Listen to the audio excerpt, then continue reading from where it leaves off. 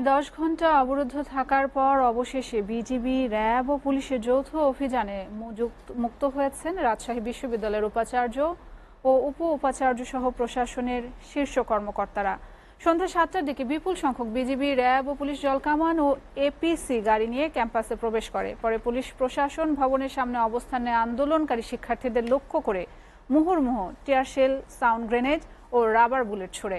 এ সময় বিনা জবাবে শিক্ষার্থীরা পিছু হটে। পুলিশের অ্যাকশনে তারা টিকতে না পেরে ছত্রভঙ্গ হয়ে যায়। পরে পুলিশের ঊর্ধ্বতন কর্মকর্তারা গিয়ে উপাচার্য সহ বিশ্ববিদ্যালয় প্রশাসনের প্রধান ফটক বন্ধ করে দিনভর সমাবেশ করে। এ সময় উপাচার্য সহ বিশ্ববিদ্যালয় প্রশাসনের শীর্ষ কর্মকর্তারা ভেতরে অবরুদ্ধ হয়ে পড়েন। এর আগে সকাল 10টা থেকে ক্যাম্পাসে জড়ো হয় তারা। পরে তারা প্রশাসন ভবনের সামনে সমাবেশে মিলিত হয়। এ সময় শিক্ষার্থীরা আবাসিক হল খোলা রাখা ও ক্যাম্পাসে ছাত্র রাজনীতি নিষিদ্ধের দাবি তোলেন। শিক্ষার্থীদের দফায় দফায় বিক্ষোভে উত্তাল হয়ে ওঠে ক্যাম্পাস। এ সময় তারা রাবি ছাত্রলীগ সভাপতি মোস্তাফিজুর রহমান বাবু, সাধারণ সম্পাদক আসাদুল্লাহ আল গালিবের ছবি সংবলিত ব্যানার আগুন দিয়ে পুড়িয়ে দেন।